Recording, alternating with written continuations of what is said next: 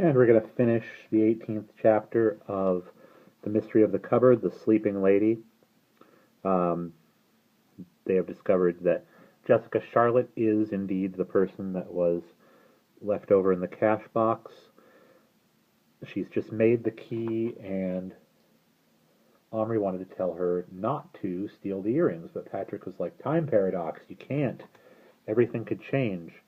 And now Omri is very, very worried that he created a paradox by telling Bert to leave all the stuff he stole from his great-grandmother. And they've decided to get, as it was Patrick's idea to do this, to get Jessica Charlotte to sing for them. And this is what she sang. There's no one that you'd rather see than me. There's no one that I'd rather be than me.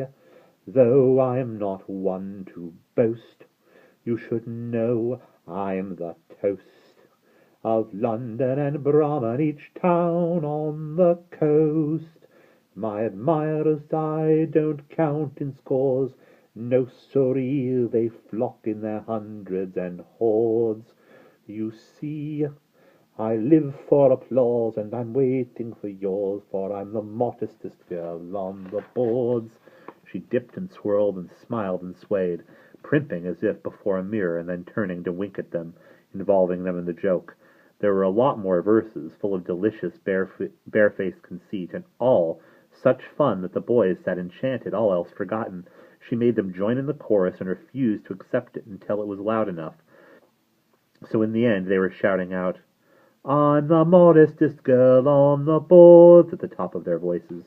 When she finally finished, in a last twirl, and a deep, deep curtsy, with arms again outstretched, they burst into applause and cheers. That was terrific, thanks. Thank you so very much, they cried.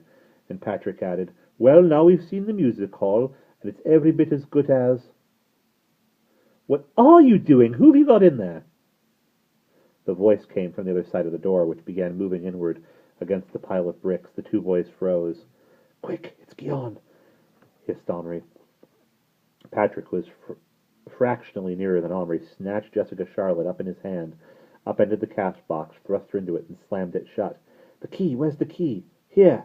They turned it just as Guion and Tony came pushing their way through the bricks, sliding across the floorboards. Have you got a radio in here? Asked Tony, looking around.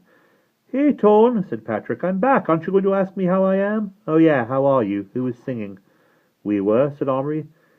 Yeah, but someone else was as well, a tiny squeaky voice. It wasn't... began Omri, but Patrick nudged him and said, That was me. You want to hear me sing a music hall song? The other two boys gaped at him. A what song? A song from the old music hall. I learned it from an old boy in the hospital who used to be on the boards. Listen. And he began to sing in a fair imitation of Jessica Charlotte's high-pitched big little voice. My admirers I don't count in scores, hee. The other two roared and groaned and held their ears. What kind of garbage is that? Said Guion. Knock it off. Come on, Mum's going to take us to the wildlife park. And that's the end of chapter 18.